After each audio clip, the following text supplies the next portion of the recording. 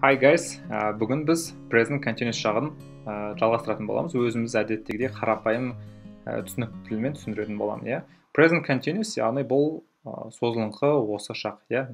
Яғни дәл қазір болып жатқан іс-әрекеттер туралы айтқан кезде қалай айтамыз, қалай сұрақ қоямыз, қалай болымсыз сөйлем жасаймыз, жалпы бұны қай кезде қолданатынымыз туралы өтетін боламыз.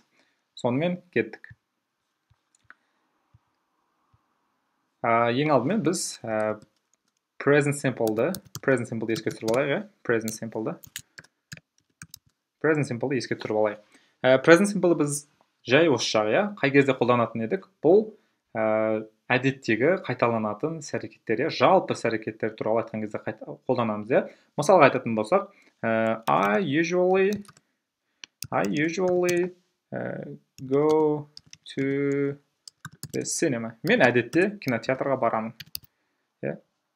On Monday, мысалы, on Sundays.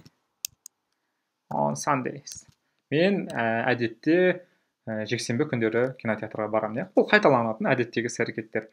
Немесе тағы да бір мысал келтірейін. I often деген қалай аударылатын еді? I often do exercise. Мен әдетте жаттығу жасаймын. Мен жиі жаттығу жасаймын, иә? Дұрысы. Бұл жерде мұндай дабыл сөздерді қолдану міндетті емес, иә? Мысалға, әрдайым, кейде, сирек деп қолдану міндетті емес. Сіз жалпы мысалға I study at school деп айтсаңыз болады, иә? Мен мектепте оқитындарың болсаңыз, I study at school деп айтсаңыз болады. Бұл жердегі мағынасы түсінікті, иә? Жалпы сіз мектепте оқитындарыңыз туралы. Енді бұл present simple деген жалпы іс-әрекеттер болды. Ал енді бүгін біз сіздермен present continuous етеміз. Present continuous. Яғни present continuous деген бұл дәл қазір болып жатқан іс-әрекеттер туралы айтқан кезде қолданамыз, иә? Мысалға келтірейік. Қазір не істеп отырсыздар сіздер? Сіздер, for example, you are learning English.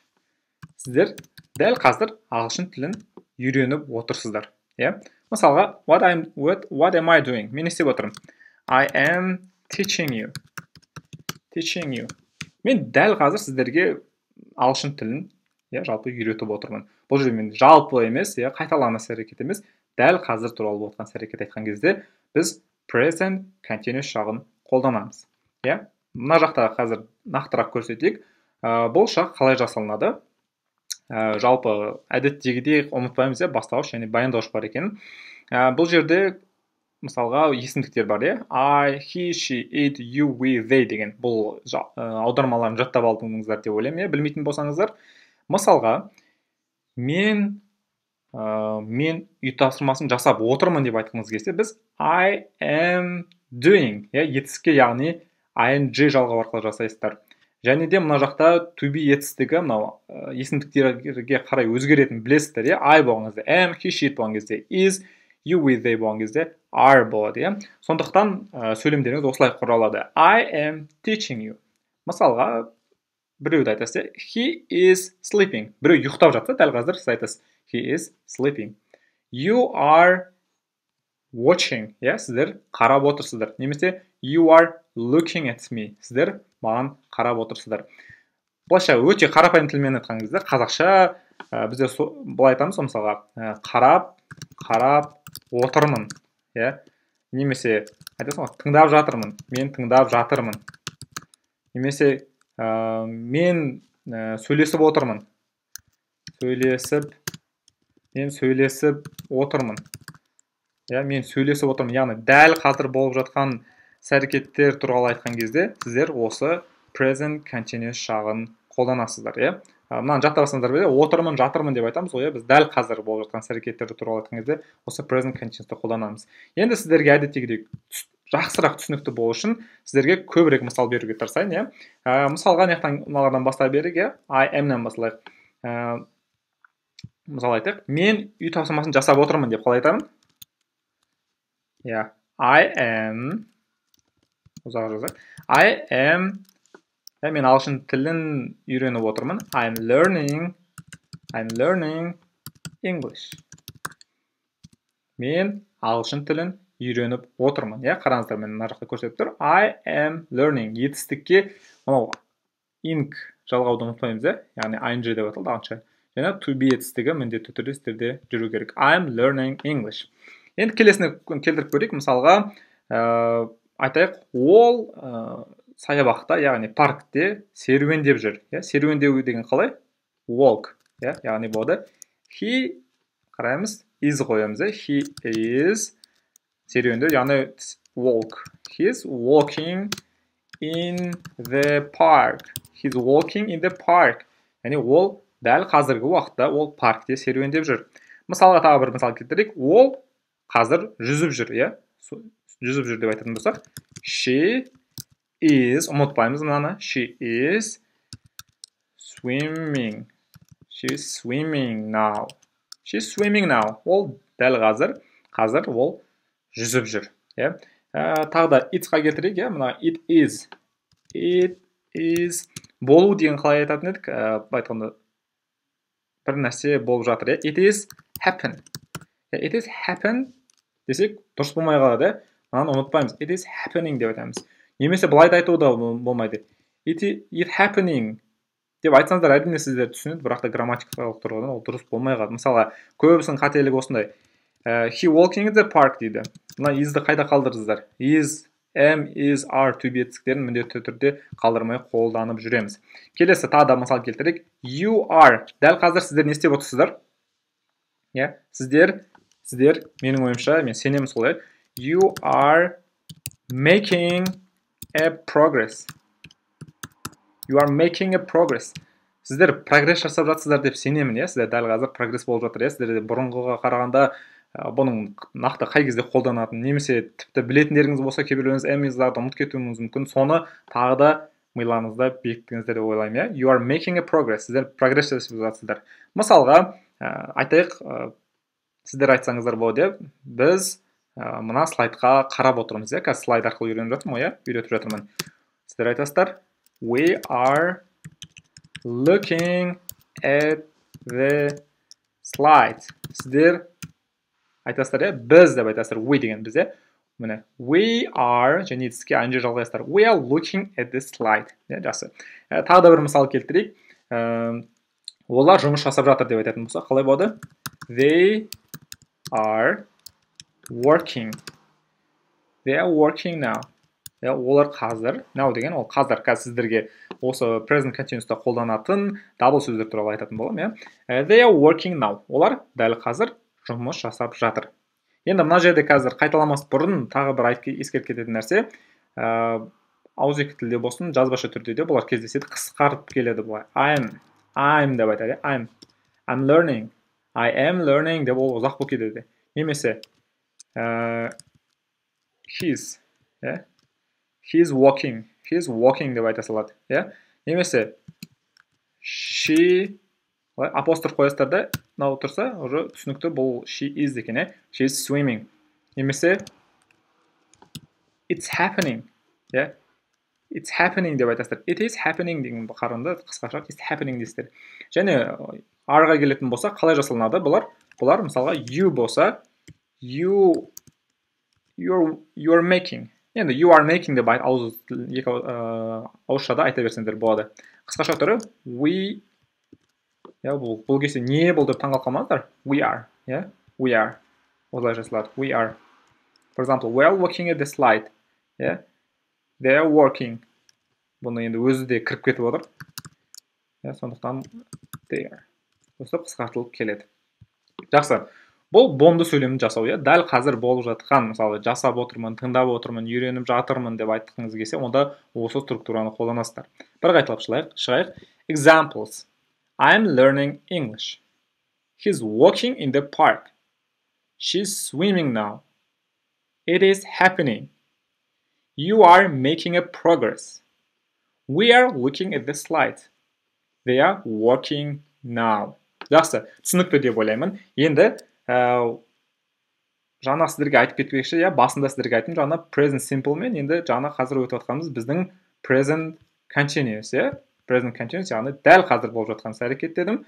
Ал present simple болатын болса, бұл қайталанатын жалпы іс-әрекеттер, иә. Енді кішкене қызық болу үшін сіздермен кішігірім былай айтқанда тест сияқты жасайық, иә. Яғни бұл жерде сіздерге не істеу керек? Present simple және present continuous. Екеуін мына жақта дұрысын таңдау керек. Тағы да еске салам, present simple бұл күнделікті қайталанатын іс-әрекеттер немесе жалпы іс-әрекеттер туралы айтқан кезде қолданамыз. Present continuous дәл қазір болып жату керек, иә. Дәл қазір немесе сөйлеп тұрған уақытындағы болатын іс-әрекеттер. Енді мына жаққа қарап көрейік. I work немесе I'm working every day. Қайсы жаққа жатады? Every day, яғни күнделікті. Күнделікті оның түсінікті ол қайталанатын іс-әрекет, иә. I work every day болады. I work every day. Мен күнде жұмыс істеймін. Енді мына жақта қараңыздар. Look, it rains немесе it is raining. Rain деген бұл етістікте болып кетеді. Зат есімі жаңбыр. Етістігі, зат есімі rain, жаңбыр, яғни етістігі жаңбыр жау. It rains. Немесе it is raining. Қайсы болуы мүмкін деп ойлайсыздар? Look, it is raining.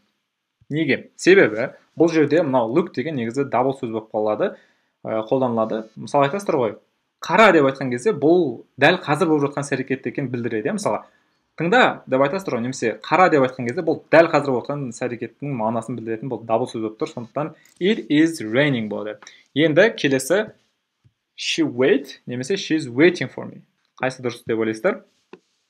Бұл жерде she is waiting for me болады.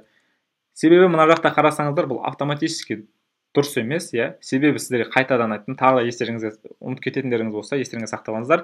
Мына жақта he, she, it болғанда етістікке міндетті түрде s жалғану керек еді. Сондықтан мына s болмағандықтан she is waiting for me. Мағынасы жағынан да былай келеді, ол мені күтіп тұр. Енді жалпы ол мені әрқашан күтеді деген үйтіп оған қарағанда ол мені күтіп тұр деп айтқан ауызекі тілде сөйлеуде көп кездеседі, сондықтан қолдансаңыздар болады. For example, she is waiting for me. Мені ол күтіп тұр. He is waiting for me. Немесе Арман is waiting for me. Арман мені күтіп тұр. I have to go. Мен бару керекпін деп сияқты осындай мағынада қолдансаңыздар болады. Міне, мынау формулаларды, кестелерді қайта-қайта қарап естеріңізге салып отырсаңыздар болады.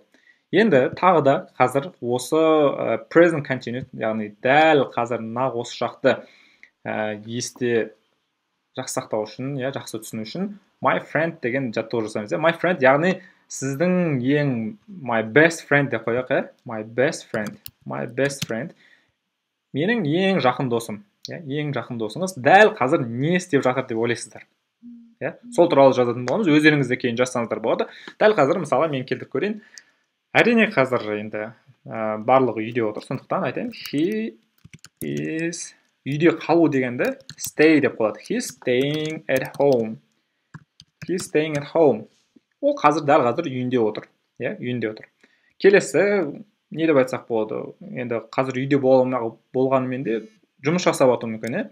He is қалай болады? He is working.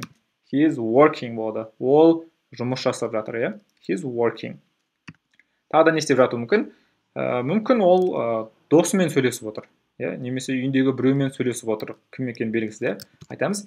He is, мына to be етістігін ұмытпаймыз. He is сөйлесу деген talking, біреумен сөйлесуді айтамыз. Talking. He is talking with someone. Someone деген біреу. With деген мен, бізде біреу мен деп соңында жалғайтын болсаңыз, ал ағылшын тілінде мен дегенді басынан айтасыз. Мысалы, with Айдар, with friend, досымен, Айдармен, біреумен деп осылай қолданады. Тағы да не істеп жатуы мүмкін? Maybe he is drinking, шай ішіп отыруы мүмкін. He is drinking tea. Мүмкін ол шай ішіп отыр. Тағы да не істеуі мүмкін? Шай ішіп отырып, музыка тыңдап отыруы мүмкін. Мысалы, he is музыка тыңдау деген listening to болып жүреді. Listening to music. Жаттабаңыздар мынаны сенсін. Listen to болып жүреді. Ол всегда солай жүреді, әрқашан. Listen to. He's listening music десеңіз, ол айтқанда қате болып қалады. Кішігірім, кішкентай қате болады, әрине, бірақ та қате болады сонда да. Listen to music болады. Бір қайталап шығайық. Дәл қазір менің досым не істеп жатуы мүмкін? Maybe my best friend He is staying at home. He is working. He is talking with someone. He is drinking a tea. He is listening to music. Я ол дәл қазір музыка тыңдап жатуы мүмкін. Жақсы. Ары қарата жалғастырайық. Енді осы шақты қолдану үшін, осы шақта, осы дәл қазіргі шақта болып жатқандығын білу үшін бізге әдеттегідей мына жақта time markers, present continuous жағының time markers, яғни уақытты білдіретін дабыл сөздер, дәл қазір болып жатқан білу үшін бізге керек сөздер қазақ тілінде де қазір, дәл қазір, қазіргі уақытта, немесе мына жақта сіздерге айтқан сияқты қарашы, тыңдашы деп, дәл қазіргі уақыт екенін білдіреді, немесе қазіргі уақытта деп ағылшын тілінде осындай time markers бар, So, now, қазір, right now, дәл қазір, at the moment,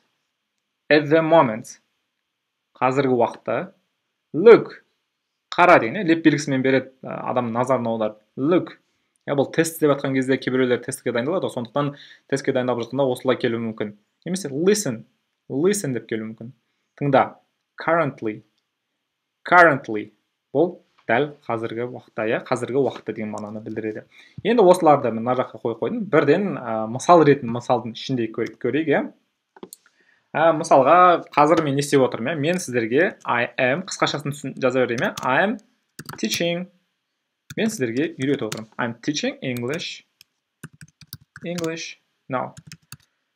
Мен бұл жерде қараңыздар, I teach деп present simple'дағыдай I teach деп қолданбаймын. Оны қолдансам, мен жалпы үйретем деген ғана мағынасы болып қалады. Ал мен қазір сізге айтып отырмын, мен сіздерге қазір үйретіп отырмын. I'm teaching English now. Немесе тағы да айтсам болады, мен дәл қазір сіздерге түсіндіріп отырмын. Түсіндіру деген explain. For example, I'm explaining you. Explain, ing жалғайсыздар. Explaining you right now. Дәл қазір мен сіздерге түсіндіріп отырмын. Мен бұл енді видеоны ертерек жаздым, бірақ қазіргі уақытта сіздер көріп отырсыздар, сондықтан I'm explaining you right now. Мен енді қазіргі уақытта мен сіздерге түсіндіріп отырмын. Тағы да бір мысал келтірейік. Look дегенге келтіріп көрейік. Look, қара дейсің, қара, білмеймін, терезеден немесе бір кабинетте отырып айтасыз, қара, мысалға, балалар сөйлесіп жатыр ана жақта деп айтқыңыз келсе, look, boys are fighting.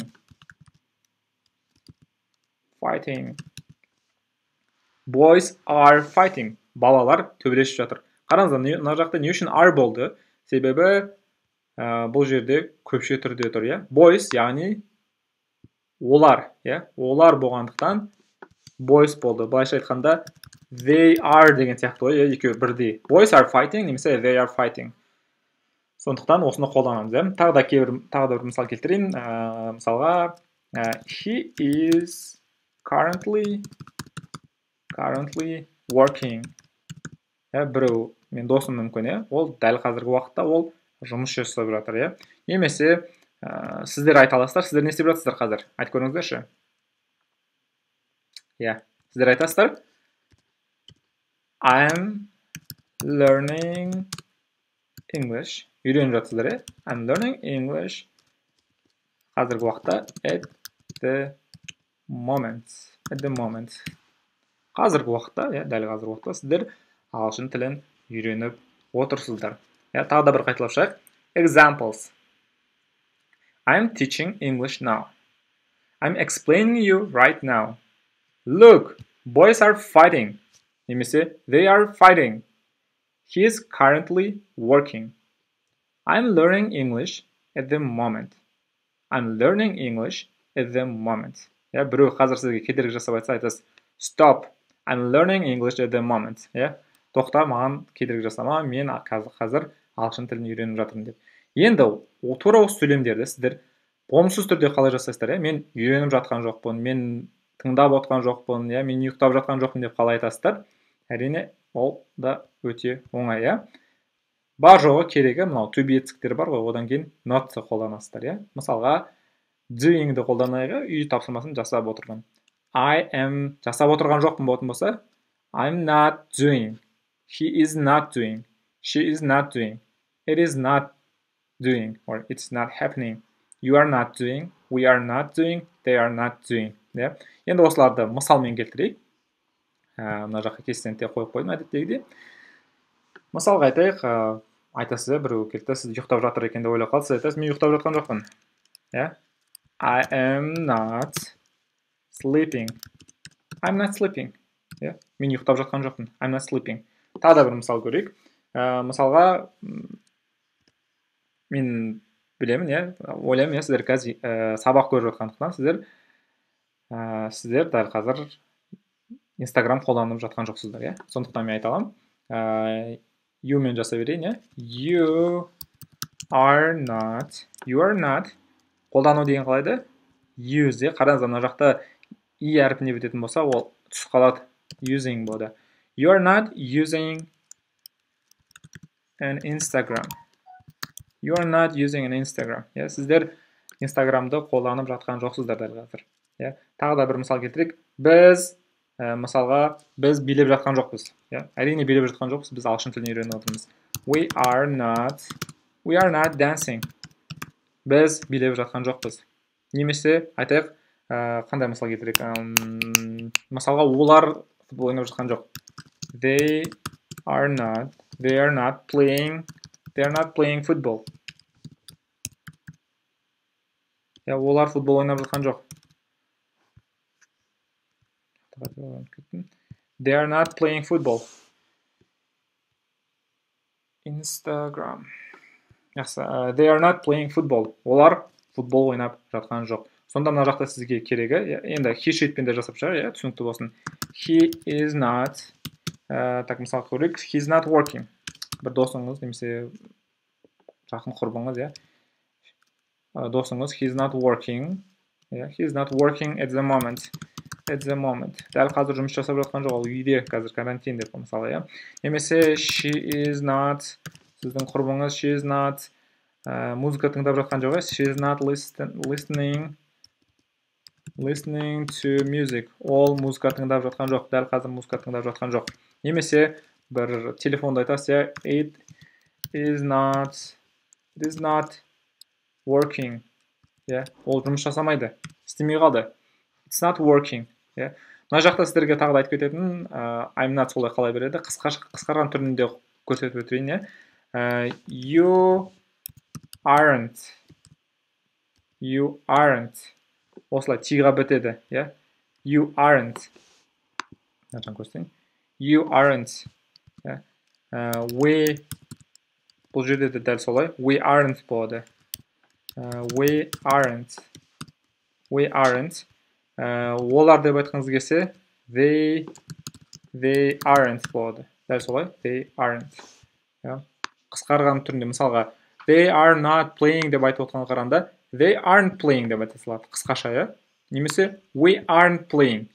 You aren't using an Instagram, мысалға. Дәл солай, he sheet'ында қысқаруы солай болады. He isn't. Isn't деп қысқартылады. Немесе, she isn't listening to music. Бұл да дәл солай қысқартылады. Жақсы, енді бір қайталап шығайық осыларды. Examples. I'm not sleeping. You are not using an Instagram. We aren't dancing. They aren't playing football. He isn't working at the moment. She isn't listening to music. It isn't working. It isn't. Бұл да дәл солай. It isn't working. Бұл жұмыс жасап бір зат, бір техника ма, жұмыс жасап тұрған жоқ деп айтсаңыздар болады.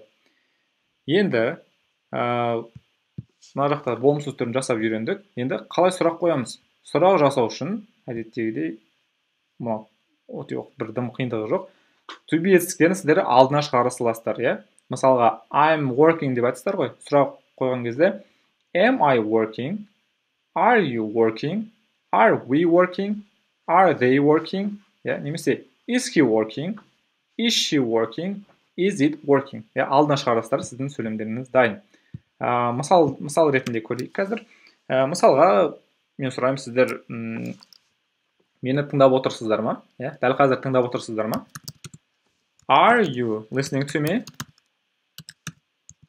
Listening to me. Мені дәл қазір тыңдап отырсыздар ма? Немесе ол жұмыс жасап жатыр ма? Is she working? Is she working? Қараңыздар, мынау to be етістіктері алдына шығарысыластыр. Is she working? Are you listening to me? Немесе олар футбол ойнап жатыр ма деп сұрағыңыз келсе, Are they playing? Are they playing football? Олар футбол ойнап жатыр ма? Are they playing football? Are they playing football? Олар футбол ойнап жатыр ма? Өте оңай. Тек қана осы структураларды білсеңіздер және мақсатын білсеңіздер болды. Дәл қазіргі шақта болып жатқан екен. Жақсы, бір қайталап өтейік. Are you listening to me? Is she working? Are they playing football? Okay, very good. Let's continue. Next, let's do some exercises. Бір жаттығулар жасайық. Әдеттегідей мына жерде сіздер не істейтін едіңіздер? Болымды түрінде сөйлем жасайсыздар, болымсыз түрде сөйлем жасайсыздар және сұрақ жасайсыздар. To be етістігінде мысалға ол жұмыс жасап жатыр деп айтатын болсаңыздар, мына жақта she мен she is working. She is working. Ол жұмыс жасап жатыр. Енді ол жұмыс жасап жатқан жоқ деп айтқыңыз келсе, she is not working. She is not working. Немесе қысқасы қалай айтамыз? She isn't working. Ол жұмыс жасап жатқан жоқ. Енді сұрақ қойғыңыз келсе, is'ді алдына шығарасыздар. Is she working? Is she working? Ол жұмыс жасап жатыр ма? Дәл қазір. Мына жақта да солай жасайық. Go home. Үйге бару. Мысалға, олар үйге бара жатыр. Қалай жазаймыз? They are going home. Олар үйге бара жатыр. They are going home. Болымсыз сөйлем жасау үшін мына жаққа not қоя саласыздар. They are not. Немесе қысқаша түрде they aren't going home. Олар үйге бара жатқан жоқ. Енді сұрақ қою үшін не істейміз? Мына are-ды алдына шығарасыздар. Are they working? Сұрақ қойғыңыз келді, олар жұмыс жасап жатыр ма? Тексеріп жатқансыз. Дәл қазір жұмыс жасап жатыр ма ол деп, Are they working? Жақсы, бір қайталап шығайық. Work, жұмыс жасау, жұмыс істеу. She is working. She is not working. Is she working? Go home. Үйге бару. They are going home. They aren't going home. Are they going home? Мен арақта қателесіп жазып өттім. Are they going home? Are they going home? Олар үйге бара жатыр ма? Жақсы, міне сұрақты осылай қоямыз. Енді арнайы сұрақ қоямыз келсе, қалай сұрақ қоямыз? Мысалға, сұрайсыздар ғой, сен не істеп жатсың? Ең көп сұрақ қойылатын. Не істеп жатсың? Неде WhatsApp-та жатсаңыздар, не істеп деп қысқаша жазып қоясыздар ғой, не істеп жатсың? Сұрақ қойғыңыз кезде арнайы сұрақтарды алдына қоясыздар. Не, қайда, қашан, қалай дегенді алдына қоясыздар. Және одан кейін әдеттегідей сұрақ қою структурасымен қоя бересіздер. Мысалға, сен не істеп жатсың деп сұрағыңыз келсе, қалай қоямыз? You, міне, сен. What are you doing? What are you doing? Сен не істеп жатсың? Немесе айтқыңыз келсе, сен қайда бара жатсың? Where are you going? Where are you going? Сен қайда бара жатсың? Мысалға, ол не істеп жатыр деп айтқыңыз келсе, қызға she, What is she doing? Ол не істеп жатыр? Жақсы, мына жақта бір-екі мысалын көрсетейін. Так. Мысалға жаңағын айтайын, не істеп жатсың деп. What? Бірінші сұрайсың ғой. Одан кейін to be етсің ғой. What are you doing? Дәл қазір деп айтқыңыз келсе, right now. Қазір не істеп жатсың? Дәл қазір не істеп жатсың? What are you doing right now? Немесе жаңа бір мысал келтірдім. Айтуыңыз мүмкін, Айдос қайда бара жатыр, Айдос деген қайсына жатады мына жерде? He, He, сондықтан is қояды. Where is Айдос going? Айдос қайда бара жатыр? Яқта шатасып қалмаңыздар, Айдос немесе he деп қойсаңыздар болады. Where is he going? Where is he going? Ол қайда бара жатыр? Немесе ол не үшін жылап жатыр деп қалай айтамыз? Why? Неге? Неге жылап жатыр? Не үшін немесе?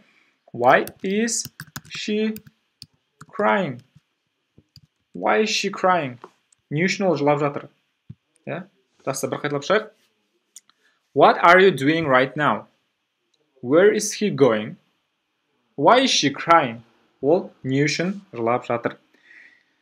Жалпы present continuous, иә, нақ осы жақ туралы, иә, созылып жатқан, дәл қазір болып жатқан іс-әрекетке байланысты осы. Және енді ары қаратай бір кішкене күрделі нәрсе айтамын, иә, бұл да сіздерге өте пайдалы. Тестке дайындалып жатқандар болса, тіптен пайдалы нәрсе. Ағылшын тілінде дәл қазір болып жатқан іс-әрекет туралы айтсаңыз да, бірақ та жасалуында ол present continuousқа, яғни ing жалғаналмайтын сөздер бар, иә. Мысалға келтіретін болсақ, мына жаққа тізімін беріп қойдым, бұның барлығына мысал келтіре алмаймын, бірақ қарап алсаңыздар болады. Мысалға ең көп қолданатыны I like it. Иә, мысалға айтамыз. I like it. Like деген ұнату, иә, маған ұнап тұр. Маған ұнап тұр десеңіздер, I'm liking it деп ешқашан айта алмайсыздар. I like it. I like it. Маған ұнайды. Тек сондай мысалмен келтіресіздер. Тағы да бір мысал айтайын. Want, қалау, иә. Мысалға, маған мысалға жаңа қалам қажет, иә, маған қажет. Дәл қазір қажет сізге, иә. Бірақ та сіз I'm wanting деп айтпайсыздар. I want. Немесе етістікмен, иә, екі етістік, сонда тағы да бір нәрсені түсіремін. Мысалға, мен су ішкім келіп тұр. I want to drink water. Мен су ішкім келіп тұр. I want to drink water. Дәл қазір ішкіңіз келіп тұрса да, сіз I'm wanting деп айта алмайсыз. Я, бұл ағылшын тілінде сондай ерекшеліктер бар. I want to drink water. Мына жақта to болған себебі сізде екі етістік бар, иә. Want, қалау, drink, shoe. Соның екеуінің арасын бөлу үшін to қолданады. I want to drink water. Мен су ішкім келіп тұр. Тағы да бір мысал келтірейін. Мына жақтағы understand, иә, айтасыздар, иә.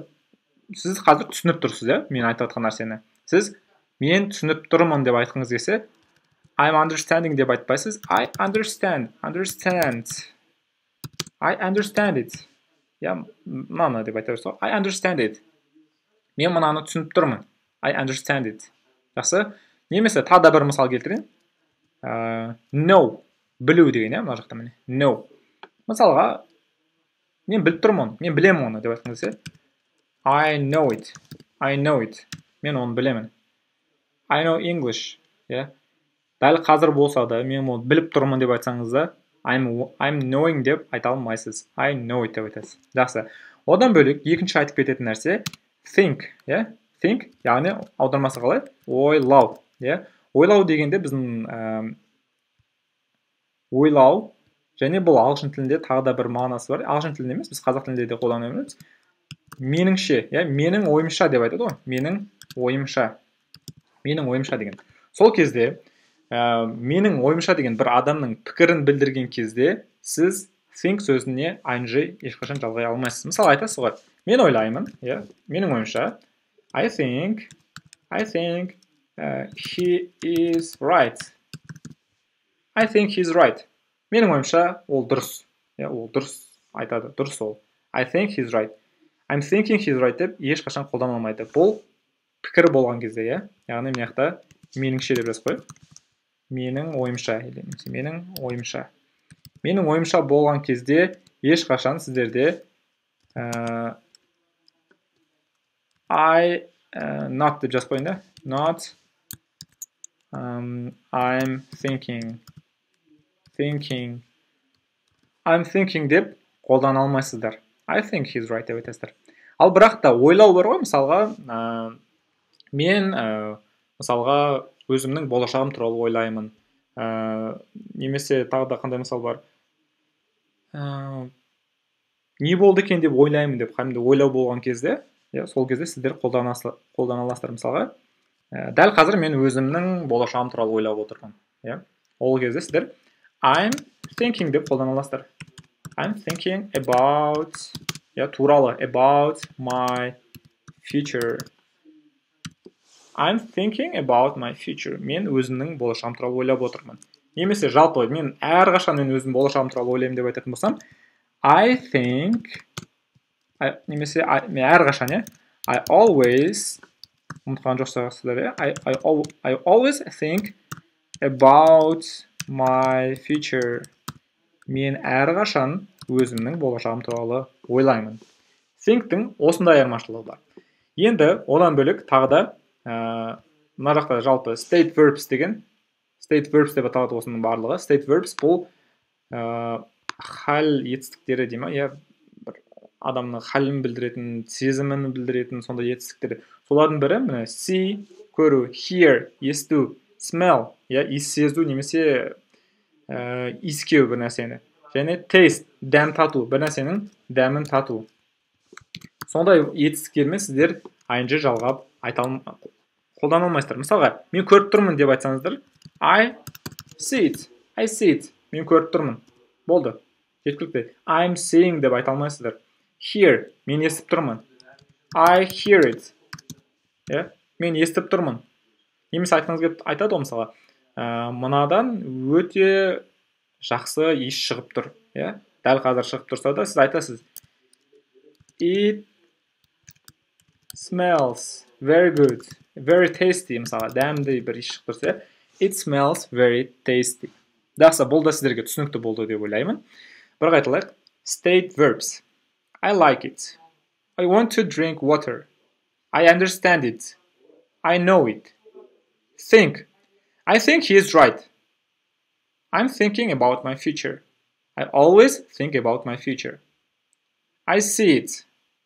I hear it. It smells very tasty. Жақсы. Енді соңғы бір айтып кеткім келіп тұрған нәрсе, бұл осы дәл қазір осы present continuous'ты, нақ осы шақты сіздер бұл да енді тестке дайындаламын жоғары деңгейлі үшін білу керек нәрсе. Бұл осы нақ осы шақты, present continuous'ты сіз болашақ мағынада қолдансаңыздар болады. Бірақ та жасалуы тура солай, мысалға айтайық, мен бүгін кешке кездесуім бар, бар деген have. Оған ing қосып айтасыз. Мысалға, I'm having a meeting today. I'm having a meeting today. Бүгін менің кездесуім бар. ing қосып айтыңыз, бірақ та бұл дәл қазір менде бар деген сөз емес. Бүгін, алдыңғы уақытта, кешке жақын немесе кездесуім бар деп айтасыз. Немесе мына жақта I'm having a meeting in the evening. Кешке жақын менің кездесуім бар деп сіз осындай бір сөздер арқылы, мағыналай сіз болашақ туралы айтып тұрғаныңызды білдіре аласыз. Тағы да бір мысал келтірейік. Мысалға, бүгін біздің кешіміз бар, party болады бізде, былай айтқанда вечеринка. We are having a party tonight. Бүгін деген, бүгін түнде мысалға, бүгін бізде кеш болады деп айтқыңыз келсе, сіз we're having a party tonight деп айтасыз. Немесе тағы да айтсаңыздар болады, ол достарымен бірге келесі апта ол достарымен бірге кинотеатрға барады деп қалай айтамыз? He is going. Көрдіңіз бе? Тура present continuous сияқты. He is going to the cinema. He is going to the cinema with his friends next week. Бұл жерде he's going to the cinema with his friends next week. Ол келесі апта достарымен бірге кинотеатрға барады. Болашақ мағынада қолданылған, бірақ та қарасаңыздар, тура present continuous'тың структурасымен, тура солай жасалынады. Бұл жерде сіздер одан кейінгі келетін мағыналай сөздерге қарайсыздар. Мысалы, бүгін кешке, келесі апта, немесе tomorrow деп келуі мүмкін, тура осылай жазылып. Сол сөздерге қарайсыздар. Енді бұның жаңағы алдыңғы сабақтарда өттік қой, мысалға I will go to the cinema. I will go to the cinema. Бұл да болашақ туралы, мен кинотеатрға барамын. Бірақ та бұның немесе тағы да қалай айтсақ болады? I'm going to go қосасыздар тағы да. I'm going to go to the cinema. Мен кинотеатрға барайын деп жатырмын. Осылардан мынаны айырмашылығы қалай дейсіздер, I'm going to go to the cinema деген бұл сіздің бір жоспарыңыз болған кезде бір шешім қабылдап қоясыз, барамын деп. Бірақ нақты бір 100% емес.